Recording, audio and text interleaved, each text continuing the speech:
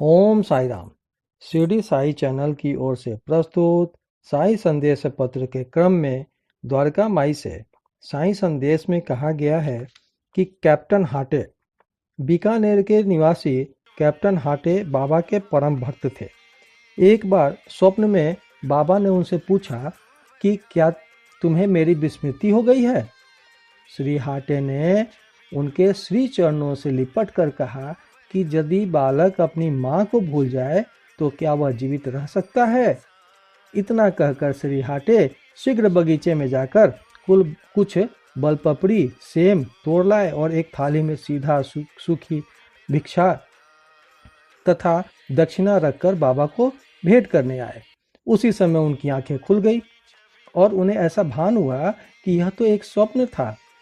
फिर वे सब वस्तुएं जो उन्होंने स्वप्न में देखी थी बाबा के पास शिरडी भेजने का निश्चय किया। कुछ दिनों के पश्चात वे ग्वालियर आए और वहां से अपने एक मित्र को 12 रुपया मनी ऑर्डर भेजकर पत्र में लिख भेजा कि 2 रुपये में सीधा की सामग्री और बलपपड़ी आदि मोल लेकर तथा 10 रुपये दक्षिणा स्वरूप रखकर मेरी ओर से बाबा को भेंट कर देना। उनके मित्र ने शिरडी आकर सब वस्तुएं तो संग्रह कर ली, परंतु बलपपड़ी प्राप्त करने में उन्हें अत्यंत कठिनाई हुई। थोड़ी देर के पश्चात उन्होंने एक स्त्री को सिर पर टोकरी रखे सामने से आता देखा। उन्हें यह देखकर अत्यंत आश्चर्य हुआ कि उस टोकरी में बलपपड़ी के अतिरिक्त कुछ भी नहीं था। तब उन्होंने बलपपड़ी खरीदकर सब वस्तुएं एकत्रित करके मस्जिद में जाकर श्री हाटे की ओर से बाबा को भेंट कर दी।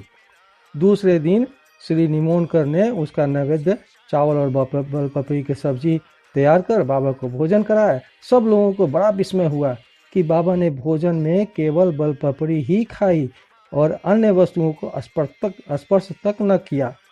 उनके मित्र द्वारा जब इस समाचार का पता हाटे को चला तो वे गदगद हो गए और उन्हें हर्ष का पारावार न रहा।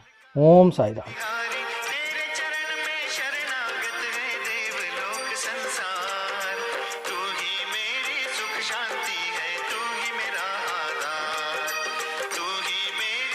शांति